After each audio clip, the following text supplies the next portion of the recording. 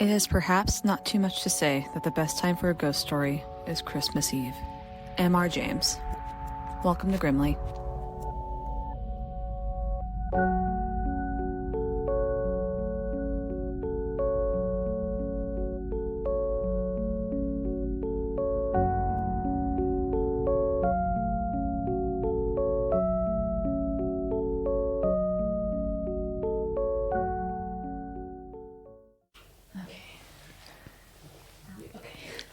Are we recording? Check one. What the whistle? It's been a minute since we warmed up. New York. Unique New York. That is hard. That's very hard. I don't like that. I don't like it, but it's. I mean, I guess it's good on the enunciation. Have you seen that? I know. Look at that. We tried to do some low lighting, mood lighting. Some mood lighting. Have we ever thought about the overhead light on this podcast? I don't think so. No, because we didn't do video. Okay. Yeah, overhead lighting is a problem because you want to be able to see what you're doing. And I would rather we didn't see what we were doing. And I would rather I never see your fucking face. Or mine. God forbid my reflection. Like I just need a spotlight over whatever I'm doing, which is usually just cooking. Right. And then vibing. I don't need to see the bowl to eat. No. The joke is that Meg is scared of vampires because she is a vampire and she hates the light. I like daylight, which is the antithesis of vampire. That's true. It's an overhead light. I don't know. This is probably like autism spectrum thing. What's wrong with me? Lots of people have a sensory issue, but this is very moody. Yes. We made like a little makeshift lantern. We got a lava lamp on. We got some other like string lights going. It is super fun. We're trying to create a vibe here. I'm already having a great time. Okay, that's good.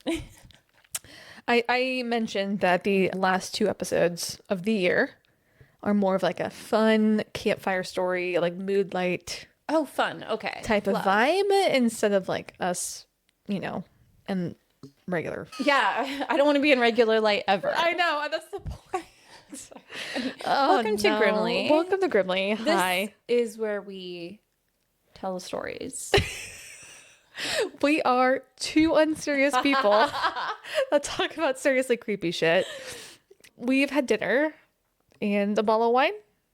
Probably. Yeah. So we're becoming drunk history. Do you think, how much do they drink? A lot. They do? Do they drink hard Have you liquor? ever watched Drunk History? Yes. Yeah, they drink a lot of liquor. Those people are like blacked out. Well, damn. Honestly, okay. God bless them. Wow. Okay. It is brave. It is brave. It's funny as hell, though. That was like one of my favorite TV shows. I wish it was still on. I love it. A, I learned shit from that show. And B, I laughed. What else do you Perfect. need? Perfect. What else could you want? 30-minute show. Great. Well, what kind of 30-minute show do you have for us tonight? We usually a little bit longer. I'm just going to put it out there, but whatever. Sorry. It would be 30 minutes if I didn't interrupt you 400 times. No, it's okay. I like the interruptions. Otherwise, I feel like I'm just reading to myself. Mm. If I wanted a fucking simple one-person narration podcast, I would have that. Let's be real. Sure. True. You bring the vibe. All right, well, glad to be here. Okay. Jesus Christ. We need to get here. God, there was something I was going to ask. You had a segue. No, I didn't have a segue. No, I did actually. No, I did have a segue. I think I've asked you this already. I think I know your favorite Christmas movie. Okay. Is it Dolly Parton's Christmas? No, but it is it's a family favorite. Okay. Not Dolly Parton's Christmas. Hold on. Oh no. Oh no. Smoky Mountain Christmas. Smoky Mountain Christmas. Does it have Dolly Parton in it? Yes. Okay. She is the main bitch. She is an angel. She is a hot angel diva. Have you ever been to Dollywood?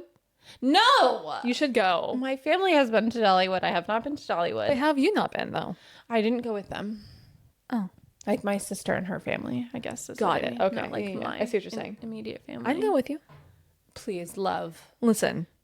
That could be part of our spooky and kooky road trip we talked about a year ago. We really do need to do like an East Coast, like a late summer, early fall road trip up over there. Yeah, that'd be pretty cool. I have to go to Dollywood. It looks fun. So fun. Yeah. Agreed. There- I also love the one with Tim Allen where he's a Santa Claus. It's called Santa Claus. That's my second favorite. I watched that a couple years ago. Not my vibe. You've never seen it before? I'd Years never ago? seen it before. Well, it's a couple too years late ago. to watch any of these movies for the first time as an adult. My God, it's about the nostalgia. Maybe I think it's like the jokes were not hitting, perhaps for me. Okay, all right. Well, what about the Jonathan Taylor Thomas one? I'll Be Home for Christmas. Jessica Biel. I thought that was Jingle All the Way. Oh, I don't know if I've ever seen that. Fantastic. Okay. Because at the end they've got that NSYNC song. I hope this is a Christmas episode. This is, yeah, no, that's why I asked you. Oh, that's where that's from? Happy Holidays. Okay. That is from that movie. I used to have a huge crush on Jonathan Taylor Thomas. Please, who did not? Right. Peak 90s crush. The hair, the skin, so Right? olive and silky. Mm-hmm. Honestly, the snarky ass sense of humor. No, right? I think that was like almost like OG Ryan Reynolds. We do, yes, the Seth sass. Green, that kind of snarky. Matthew Lillard. Yes, all of those snarky bitches. Yeah. That's Yeah. Because it's someone that you could banter with and could dish it out and take it in a way that you would like, I think, for me personally. right. And you mean not toxically? Not toxically. Yeah. Like it's someone like it's like a fun, stupid, that was witty- the whole thing. Yeah, that's the vibe. Just give each other shit. That's what we did. Yeah. The flirt to roast ratio has to be good. Honestly, mostly they're shitting on you. It's called, now we would call it negging. Right. Yeah. Maybe a little Like bit. a man could be nicer to you. However, But yeah, it's like in a non-toxic way. I don't know how to explain it. interesting. Like it's a flirt to roast, I think.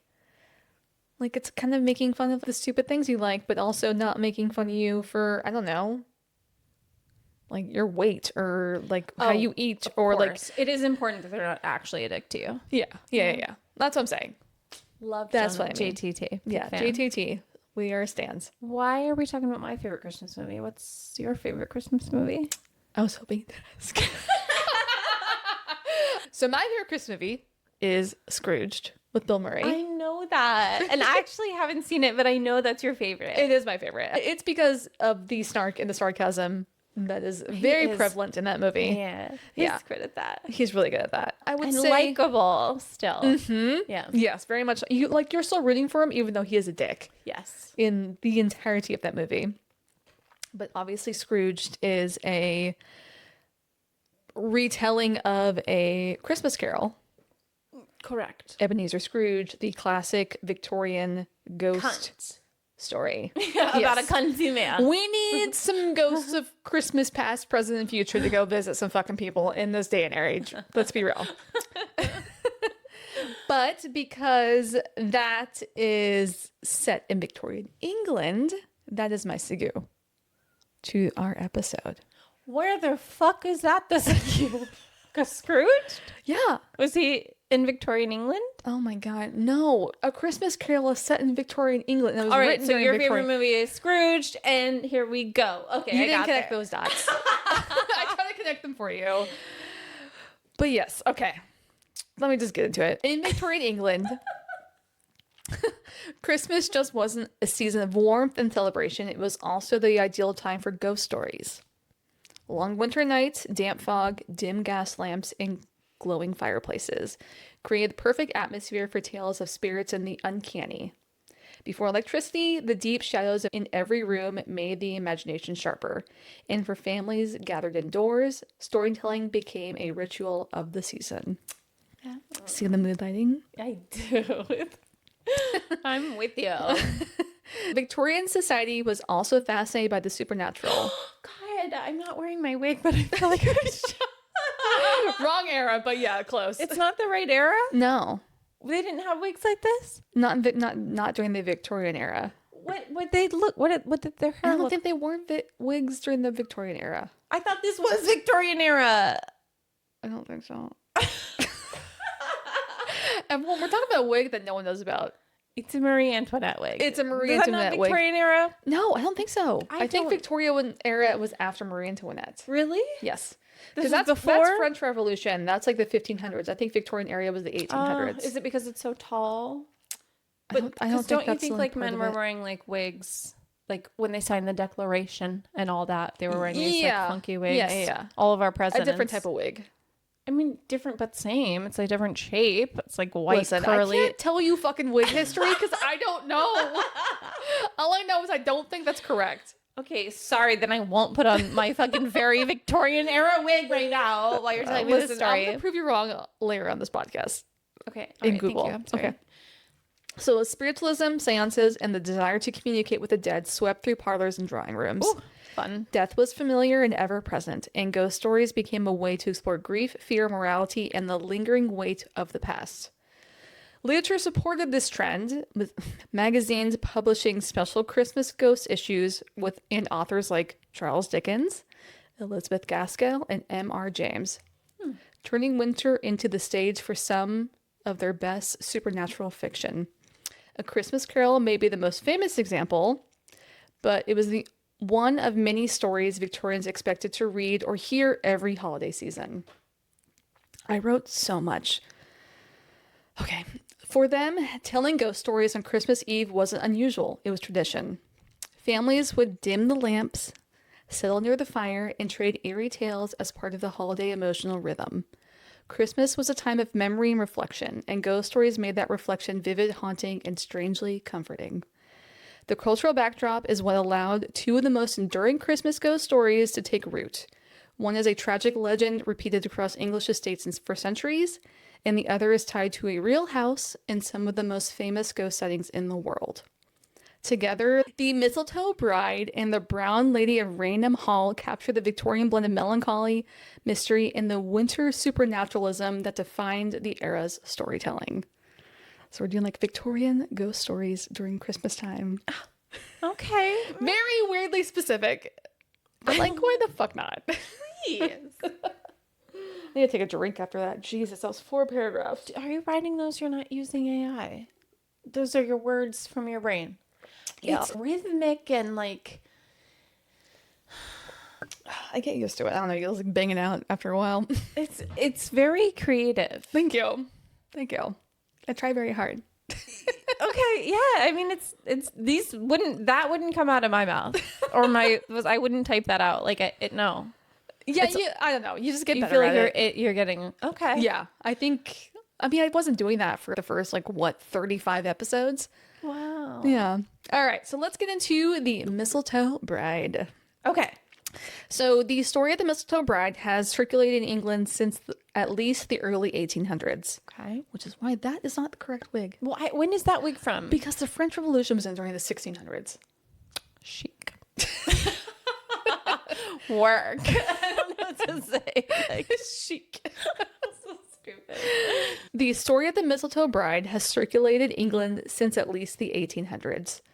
Though its setting shifts across various estates, most commonly the Bramshall House in Hampshire, the Marwall Hall, and occasionally the Minister Lovell Hall in Oxfordshire. The names. The names. Jesus. Okay. These Brits are long-winded. I don't know what to say. So many syllables. So regardless of the location assigned, the legend follows the same story, which goes like this. A young bride, newly married during a Christmas celebration, Cute. joins her guests and a new husband in a festive game of hide and seek. Oh my god. Okay. It's spooky already. I'm thinking of Ready or Not. Do you watch that? Yes. Oh my god, you're right. It's exactly that. It's exactly that. The bride, seeking the perfect hiding place to outsmart her groom and her guests, chooses an ornate wooden chest or trunk stored in an upstairs room or a dusty attic space. That's how the story goes. In some versions, the chest belonged to a long-deceased ancestor. In others, it was rarely opened and used in general. Okay. When she climbs in, the heavy lid falls shut and the locking mechanism snaps. I would never do this. I'm very way Final too Destination. Yeah, I'm very Final Destination. I'm way too fucking claustrophobic in general. No, thank you. Okay, I could do this. This wouldn't totally bother me. Oh, if really? it fucking slammed shut and locked, I would be immediately freaked out. But I could get in there and I would lock not. myself in. I would be breathing heavy and like really struggling to contain myself. But, Yeah. but I could do it. I would never do it. Yeah. Not even like, I wouldn't, oh, no. Well, I don't like to go hiking because of the heights. So This is true. We all have our fears, right? No one hears her cries over the noise of the music, dancing, and the merriment of the wedding downstairs, she's her locked. reception, her own reception. So when the group cannot find her, the party shifts from laughter to concern and eventually to frantic in searching for the bride herself. The bride should be somewhere that everyone can see her at We were all playing times. hide and go Someone can see her at all Right. times. We were playing hide and go seek and having fun, and now she's fucking gone. Right. No, thank you. So after hours, sometimes days, the hunt is abandoned, leaving everyone with the question of what happened to the bride. I'm sorry, they didn't find her in the... They can't hear her screaming? Years later, No! the chest is finally opened again, revealing the skeletal remains of the bride still wearing her wedding dress, clutching the mistletoe she'd held during her ceremony of her wedding. Dude. That is a spooky, spooky I story. wonder where that came from. I don't know. Yeah. Be terrified on your wedding night, ladies. Don't fucking hide the chest, girl. Because someone probably did. Actually, someone probably got murdered Maybe. once upon a time. It sounds like a very Agatha Christie. They're just like, beware of chests from now on. Yeah, totally. So her body is found curled in a position that suggests she fought for air until the very end. How terrible. That is one of the worst of the ways. This is why people are claustrophobic. Absolutely. Although the story's factual origin is a stretch and impossible to pin down, like I've said, sightings and eerie experiences have been reported for decades at Bramshall House, one of the places that was said to be the origin of the story. And this is the place that's most commonly associated with this tale. Okay. We'll just go there. Visitors there have claimed to see a woman in white or a pale gown gliding near the main staircase of the house. Some staff members reported unexplained cold pockets or faint sobbing heard, along with the sensation of being watched near the gallery rooms where the chest once was at. Yeah, you probably are being watched by cameras because they don't want you to touch it. Maybe now. I think this is before. Oh. Yeah. This I'm is sad. Victorian era ghost stories. I don't want her. I hate the idea of someone being like accidentally murdered, if we're calling it an accidental. don't Oh, know she if locked it's- herself in there. Yeah. It was an accident. I thought she would just be trapped there in that house. Yeah. What is that? Murder house. I think it's a murder. Oh, like Murder House American Horror Story? Yes. Got it. I was like, Or Murder just House. like there, but I don't like the idea that is like, crazy. It's a crazy I concept. don't think you stay. I think you move on.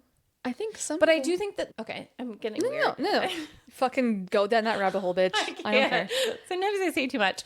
I think that time is different than we observe it, and that everything that is happening is probably happening simultaneously or Totally. simultaneously-ish, and we just perceive it As ghosts. differently. I and so definitely- it could be like layers of things that sometimes if you're some people are more sensitive to or maybe you in any particular moment could be more sensitive to like the collapsion of time and space Totally, yeah. and that like maybe we're seeing imprints.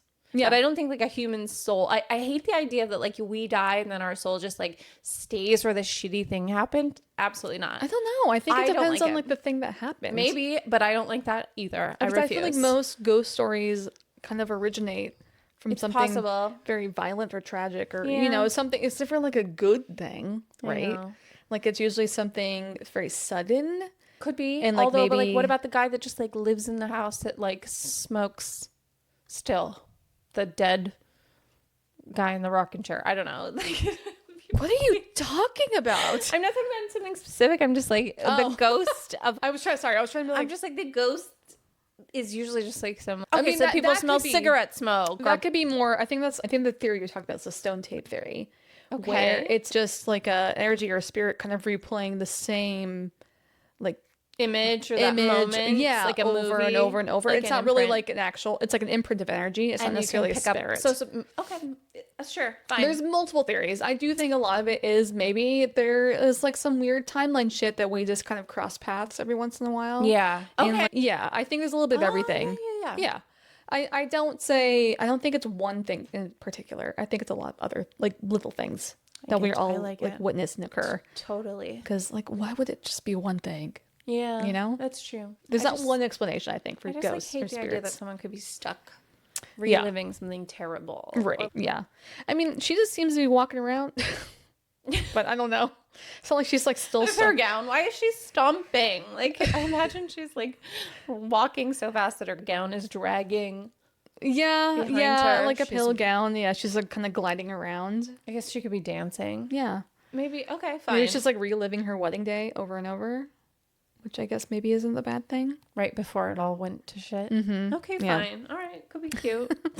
So one former occupant of the hall described hearing soft scratching sounds from a closed storage room during the winter months, especially around Christmas, which locals connected to the legend of the Mistletoe Bride. Others claim that during Christmas gatherings in the 1800s, certain guests refused to stay in rooms near the infamous bridal chest located near the rooms, and they would hear footsteps pacing when there was no one upstairs. Pacing. Pacing. See, Pacing is a little stressed. bit more That's what I'm like, why? specific, I don't yeah. like that. Although the story likely evolved through oral tradition, ballads, and Victorian fascination with tragic feminine ghosts, there's always a lady in white, right? The emotional core makes it endure. A young bride who died terrified and alone on what should have been the happiest day of her life. It's a very classic Victorian tale. Oh. So unlike the Mistletoe Bride, whose story is more folklore than fact, the Brown Lady of Raynham Hall is tied to a real English estate and a real historical figure. And documented reports spanning centuries. Her tale moves us from hopefully imagined tragedy to real paranormal investigations, eyewitness testimony, and one of the most debated ghost photographs in history, which I will show you, which is the Brown Lady of Raynham Hall in England. Yeah. Sorry. I don't know why I paused I like that. assumed so. Yeah, yeah. So the Brown Lady is widely believed to be the ghost of Lady Dorothy Walpole. And she is the sister of Britain's first prime minister. Oh my God. Hey, you know what? She is the sister of Britain's first prime minister, Robert Walpole. And this is a portrait of her. Let me see this, Deva. Why do they all look the same, Missy? I kind of would like to have someone like paint a Victorian picture of me to see if I look like that. Okay, because she looks great, but they all do have like full pink lips. It's very kind of bulbous nose and huge eyes, and they're know. extremely pale. Always, I think, but It like must have been the style at the being time. pale during this era was a good thing. I guess so. Because if you were pale, that means you didn't have to work in the fields. That's like the whole Yeah, thing, do right? they all have those enormous eyeballs? And I feel like it Always must the be just, dimpled like, chin too. oh yes, the dimpled chin. Yes, it's very everything's round and Yes, soft curves. Yes, yes. I mean, that's probably a little bit like artistic interpretation, The but style, it definitely feels how a woman should be painted Like now, during like this era. everyone's very linear, Sculpted. Uh-huh. Very sculpted, not soft and round, right? No. So, Dorothy married a Charles Townsend, a wealthy but controlling aristocrat who owned Raymond Hall. Okay. It's Raymond, right? Yes, Raymond. Raymond. Beautiful. You did it fantastic the first time. Nailed it. So he's, lack for a better word, a dickhead. He's controlling, he's abusive, he's not a good guy. Ooh, we don't like that. Okay. So, according to family accounts and later retellings of the story, Charles suspected Dorothy of infidelity. Of course. But like they were both cheating on each other from Were they? Yeah. Wait, she was cheating on him? Yeah. But Oh. like they're both like fucking other people. 'Cause Right, I don't it's think it kind of the counts. era, right? I Like don't think it counts if you're No, both no. doing it. yeah. And I think it's just kind of like you don't get married for love in this era, Yeah. really. It's like these people got married for power. It's a business arrangement. It's a business arrangement, yeah. Okay, fine. So Charles is like, she is being unfaithful, even though he's also being unfaithful. And he also is not cool with her having previous friendships with people that she had also been romantically involved with. Now that I think is reasonable. It's, I don't know. You don't? I don't know. I think it depends on the person, how long, like, you've been separated from I each know, other. but he already thinks she's a cheater. But he's a cheater, too. He's projecting. Yeah. I don't think he's right. I'm just saying if he's right about anything. So, in response to this, suspicion, sorry. In I was response like, to this, I didn't write that in. So, in response to this suspicion, he allegedly confronted her within Ryman Hall. And he basically was like, I think you're cheating on me. And I think you're basically just a two-time, Oh God. right? Even though he was also doing the same dramatic. thing. Yeah, very dramatic. And he restricts her interactions with other people. and limits her movements inside the estate itself. Was And I hope she was, though, because if she's going to be like a prisoner, he basically makes her a prisoner inside the it estate. sounds like it. Yeah. Okay. So Dorothy lived under virtual house arrest until her death in 1726. Oh my God. Yeah. How many years was that? Many years? It's many years. It's not. There's never really a specific number, unfortunately. Oh my God. I But yeah, cannot she imagine. she evidently was under like basically house arrest. So she reportedly died from smallpox.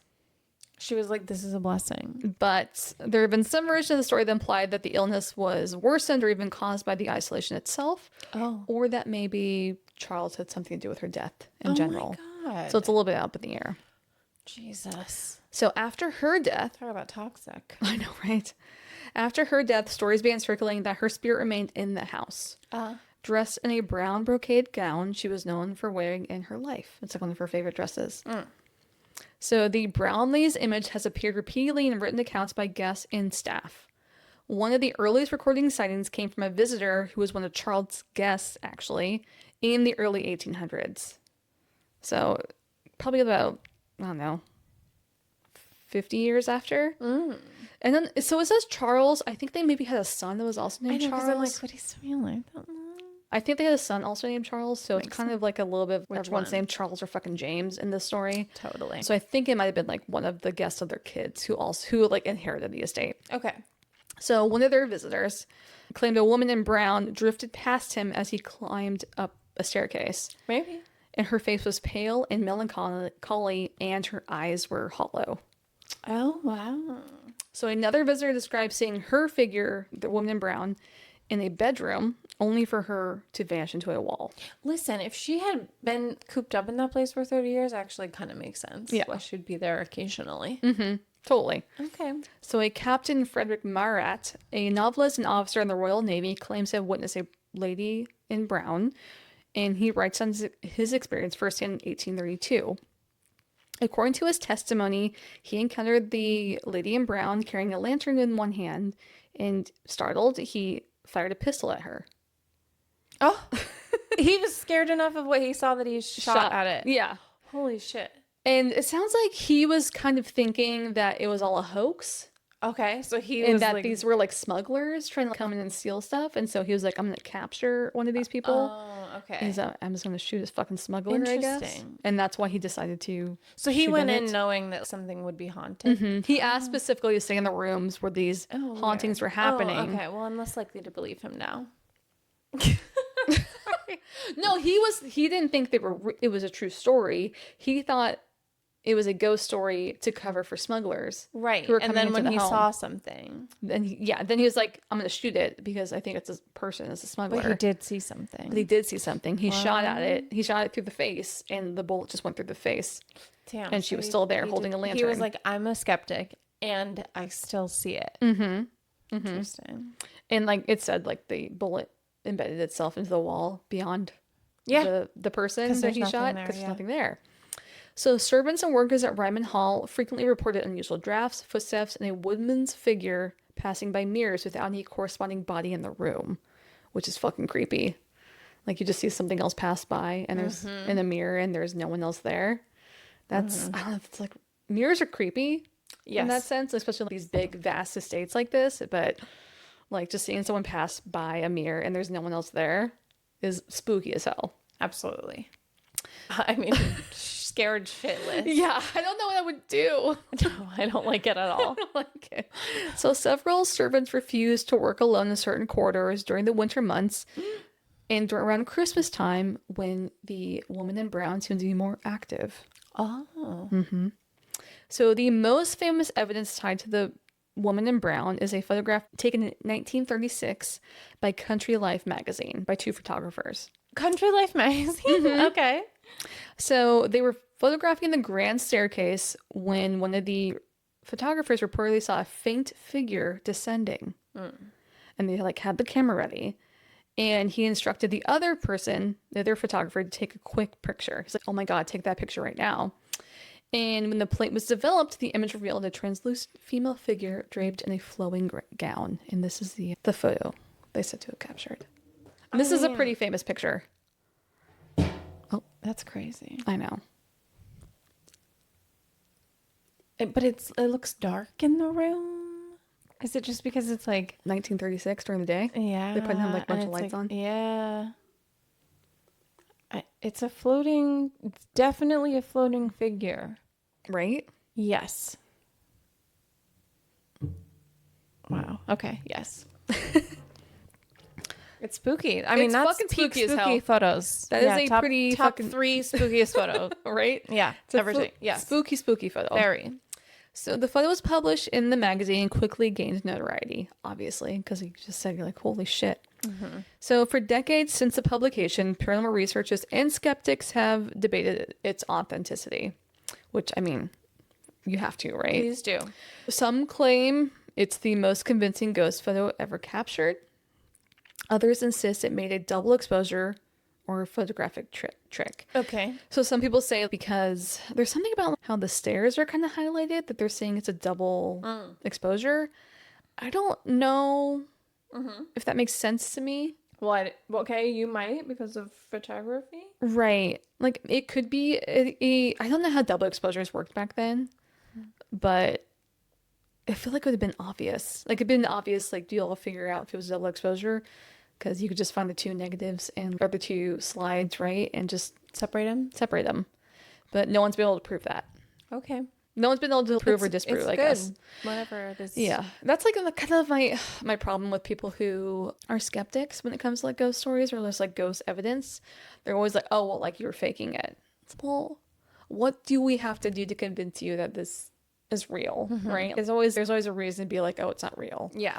And there's a level of skepticism I appreciate, but there's also a level of skepticism like you just don't want to believe in it, and that's fine. What you're never gonna Yeah, get there. there's nothing ever to happen to you probably that you would ever be like, this is a ghost or whatever, right? I mean, unless it happened to them directly. And maybe, I don't know, or they could just be like, someone fucked with me or something, you know? I don't know. Maybe.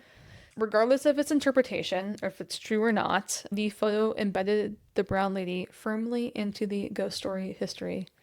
It's famous because of this. It's beautiful. photo. Honestly, it's stunning. I want to frame it. I know, it's cool as It's fuck. a good photo. It's a good photo. Yeah. Yeah. I don't know if it's real. I don't know if it's fake. I mean, like, you can almost like, Make out features. Yeah, A little right. bit. Yeah. It's good. It's a fake. It's very good. it's a good fake if for it a is long fake. time ago. Some people said like maybe it was a like the Virgin Mary.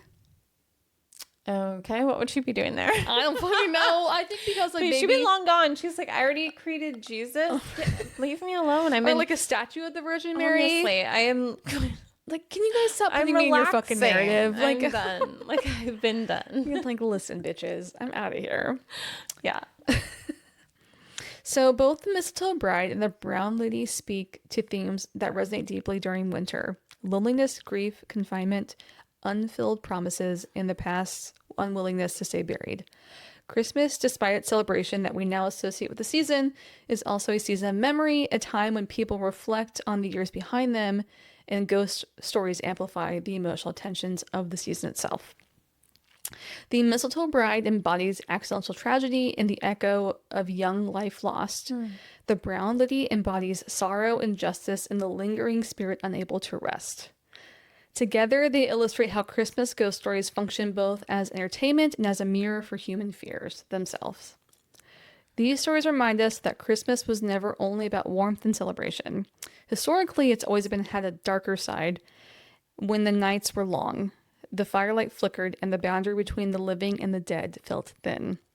The Mistletoe Bride and the Brown Lady endure, not just because they are frightening, but because they touch something human.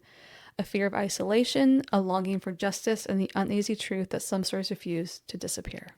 It's so beautiful. And that is a very short, No, it didn't feel short. but couple little Victorian ghost stories Ah, for fantastic. Christmas time. Go off, divas. Right? A couple of divas. Haunt these bitches. I know, I'm serious. Especially the fucking second one. Very chic. Right? Get your fucking man out of here. Haunt his ass. Listen, if you can't get even, if you can't get justice, haunt him. Sure. Haunt you 'em. know what? Do you? Yes. If you want to, stress them. Make them stress. Totally. That's what I got for you guys this week. Well, Merry Christmas, everybody. I know. That was better than last week. Not better. It was more festive. More festive. That's more, all right. Hey, a little more Dickens-esque. we're doing, listen, no notes. Peaches. Some Fantastic. spooky Victorian ghost stories, which I'm all about. Loved it. I love a like dark, whimsy Christmas vibe. I don't want like this bright green and red shit. I want like deep tones and like firelight and candles. I know. And like a gothic I do wish, yeah. sense, Yeah. you know? Yes. Like It that would be feels- nice occasionally to live by candlelight. Yeah. Just like we should do it like once a month, Like, for just our mental health. Be you know? holding a candelabra and like If a the long power flow- could go out once a month, and we just had to for 3 hours. like, 6 hours maybe, like Okay. after we've eaten dinner. So then you're going to bed. Yes. That doesn't work. Because if the power goes out before you have dinner, then what are you going to eat for dinner? You will starve. You won't starve. No, but In 6 hours? you'll probably go to bed hungry. If think it goes out at 4 p.m., I think you're being a little bit dramatic. I'm just saying, oh no, I can't turn the oven on. You can make a goddamn sandwich. But only if I have sandwich stuff. Okay. You don't have fucking PB&J? No, I don't. Or like- bread at all times. No, I'm one of those people that just like shops for every single meal they need. Maybe I'm shopping for 2 meals, 2 or 3 meals. This is true. You are that person, for like sure. who just has PB&J? Like not even. If I had children, probably I would have PB&J. Yeah. Yeah. No, I'm literally if I can't go to the grocery store every like 2.5 days, I don't know. I'm eating beans, Beans out of a can. which would be a bummer if the power went out. That's the you'd bummer. still That's why I survive. would like the power to go out after I've eaten dinner, and then I just like I have to It would unwind be naturally. nice to be like a Victorian like house holding a fucking candelabra Yes, and like a nightgown. Agreed. Like just walking the halls. Well, It's dope. oh, you mean if you could actually go back in time? I mean, you could do that in real life. Here, now. I'm just saying. You might be a little- Are you hungry in this scenario or not? No, I'm not hungry. I'm out of here. I'm looking for the spookies. I'm sorry. It's just I don't care. This is a vibe. It's a vibe. I'm bitch. walking right now. Okay, I'm walking- walking the halls. I'm walking the haunting. halls of this haunted manor. I'm looking for the ghosts It's in my too long much. flowing gown. And you With were the stomping. candelabra. You must be stomping around.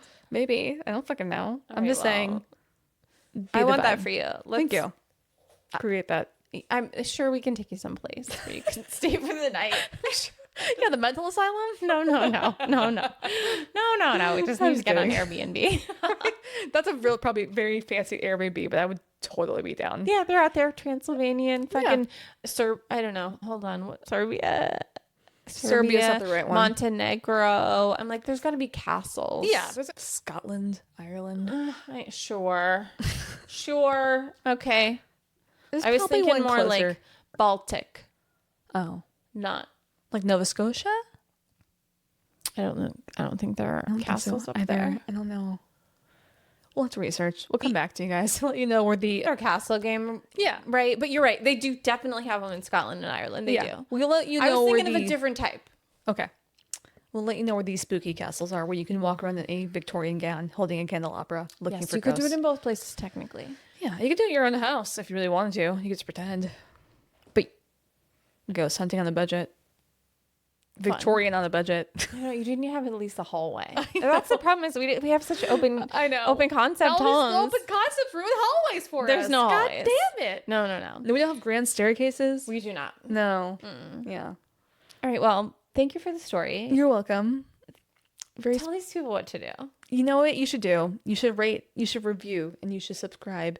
Literally, if you're even getting this far and you haven't done so, which has got to be like most of you, I hope so. go fuck yourself. It really, really does help the algorithm bring the pod to other people. So the thing is, I've looked at our conversions, or not conversions, I looked at our stats recently. Oh, stats. Ooh. Yeah. So most of the people that do listen to us then continue to listen to us.